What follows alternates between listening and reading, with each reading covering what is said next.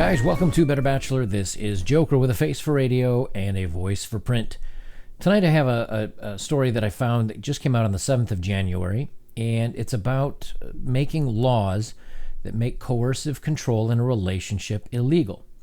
And overall, I think this is a good idea. We don't want people to be in an emotional abusive relationship, because usually that tends to be the ones where men get almost equal abuse, as it were, where women tend to usually get more physically abused. The problem with this story that I found, though, is that there's no way to prove any of it. And without proof, we know how that tends to end for the guy. Women tend to be believed more often than the men. So I'm going to read through this, and we'll kind of see what guys might be in for as far as these new laws. And again, this applies to everybody, but we know that women tend to use more leeway when reporting the truth when it comes to interactions between men and women. So it says here, 10 signs of coercive control within a relationship. Changes to the law have finally been made psychological abuse within a relationship illegal. I'm for that. I think that's fine. Guys should not have to take, nor should women, but guys especially tend to get this abuse more than women do. The offense of coercive control now recognizes that domestic abuse can take several forms and is not strictly limited to physical violence. The changes outlaw a number of things that were not previously covered by existing laws. Now laws have to be enforced in England and Wales, with the amendments making the following 10 acts towards a partner illegal. Sharing explicit images of a partner. New laws surrounding revenge movies make it illegal for someone to share intimate photos of you with anyone, online or otherwise. I think it's a good law. I'm fine with that. Again, it's usually guys that are sharing pictures of their girlfriends in this case. Number 2, restricting access to finances. This one concerns me. Even if they earn more money than you, which we know women very, very rarely date down, so this will affect 99% men. Even if they earn more money than you, the law says your partner cannot stop you from accessing cash within the relationship. Now remember, this does not say within the marriage. There's nothing, as far as I can see, that denotes this is only a husband and wife situation. So if you're cohabitating and you have joint accounts in anything, she's allowed to take as much out of there as she wants, and you have no say. And if you do try to say something, you can be arrested for it. I don't think guys came up with these laws, to be honest with you. Putting you down, persistent name-calling, mocking, and other forms of insulting behavior are now illegal. Okay, I'm fine with that. Now, here's where the problem comes in. Prove it. Prove it. That's all you got to do. So the thing is, remember, you're innocent until proven guilty, at least here in the United States. Now, how it is over in the UK, I don't know where this law comes out, but I believe it's the same over there, where you're supposed to be innocent until proven guilty. But as we know, when you're accused of a crime by a woman, we're supposed to believe women, all women. And so if that's the case, she can simply get revenge on you by saying that you called her names and you were insulting to her. So now she doesn't even have to show that you physically did anything wrong. She can just accuse you of it. And there's no way you can prove you didn't do something. You can't prove a negative. So how is this going to fare out in the court of law? As we know, guys get accused, they're usually found guilty. Stopping a partner from seeing friends or family, I think that's fine. You don't want to have someone to have control over that. This is another frightening one, scaring you. Your partner not physically assault you, but if they are doing enough to frighten you, they are committing an offense. This could include using their size to intimidate or breaking things around the house. Now we know, again, usually men are bigger than women.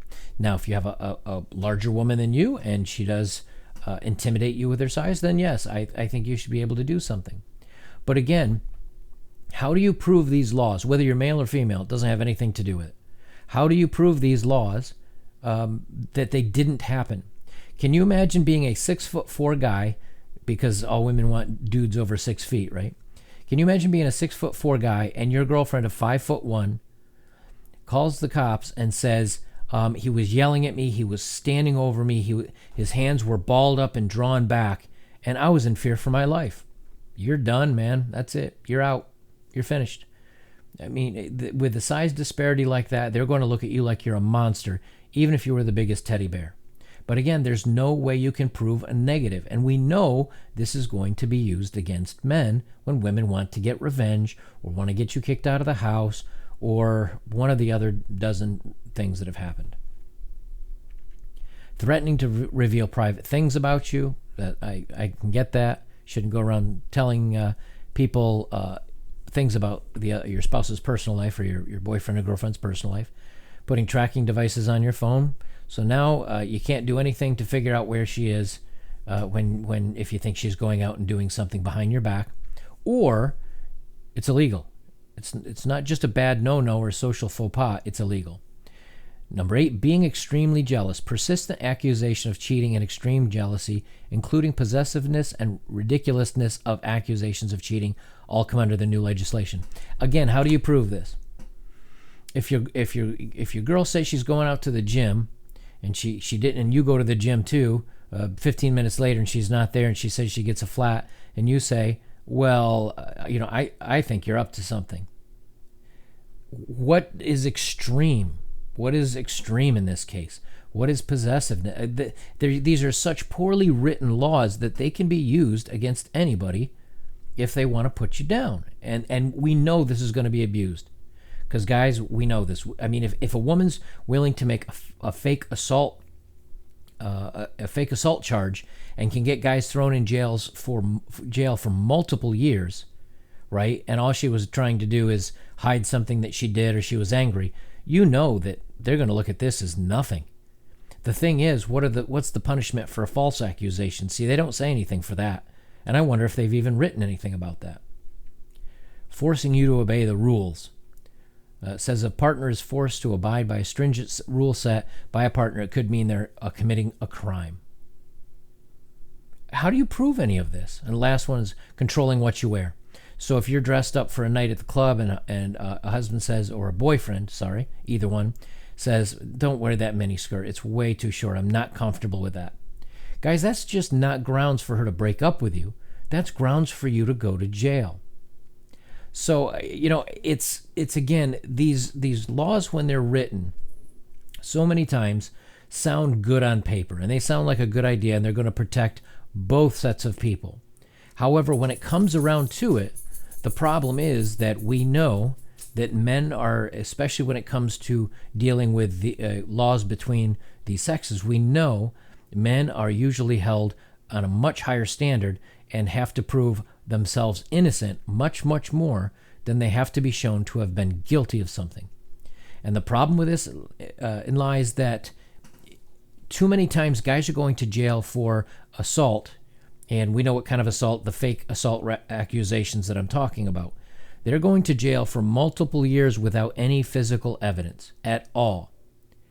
So now this is even easier to claim happened because there's no proof. What stops a girlfriend from saying, he stood over me, his hands were clenched, he was yelling at me, he was upset. Yes, he found out I cheated on him, but he was extremely upset, and his hands were clenched, and he's a foot taller than me, and he was yelling at me, and I was in fear. I was in fear for my life. I thought he was going to hit me.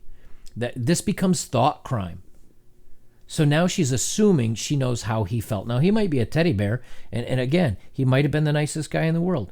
But because she thinks that he might have done something, and they're going to listen to her.